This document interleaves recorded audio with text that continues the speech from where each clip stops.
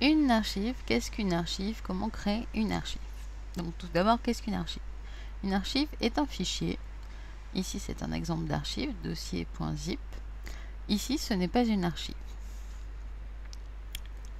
Comment sait-on que c'est une archive? Si on veut l'envoyer par mail ou remettre un devoir sur un métis,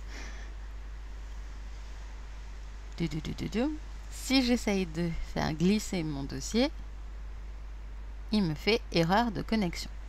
Donc ce n'est pas une archive. Si j'essaye de faire glisser mon archive, cette archive rentre et je vais pouvoir l'envoyer.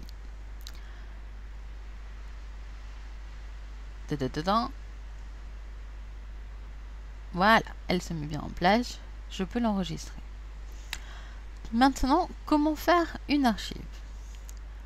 Donc vous avez dans une archive, en général, elle se situe en dossier avec ou sans arborescence. Donc ici, nous avons créé un sous-dossier dans notre dossier et on va pouvoir mettre une capture d'écran au niveau du sous-dossier et une capture d'écran à l'intérieur de notre sous-dossier. Donc on a une arborescence un peu particulière dans notre dossier.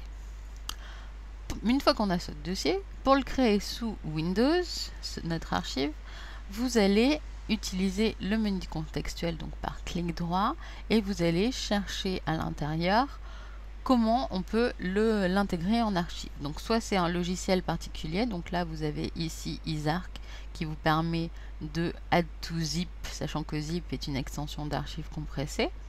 Donc hop, on clique sur celui-là.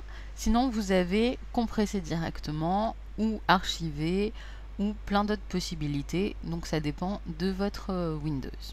Une fois que vous avez fait cette manip là, donc vous voyez ici il n'y a rien sur le bureau, une fois qu'on a fait cette manip là, on a notre dossier compressé avec un point zip qui va s'afficher et un message comme quoi il a bien été compressé.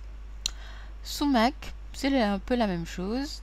Vous faites votre clic droit donc pour afficher votre menu contextuel et vous avez ici compresser dossier. Donc là, il va me le compresser. Comme j'en avais déjà un dossier qui s'appelait .zip, il me rajoute un petit 2 pour le dézipper.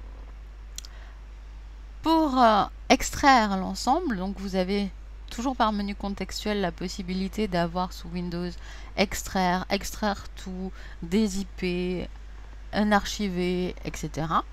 Sous Mac, vous avez juste un double clic à faire et votre dossier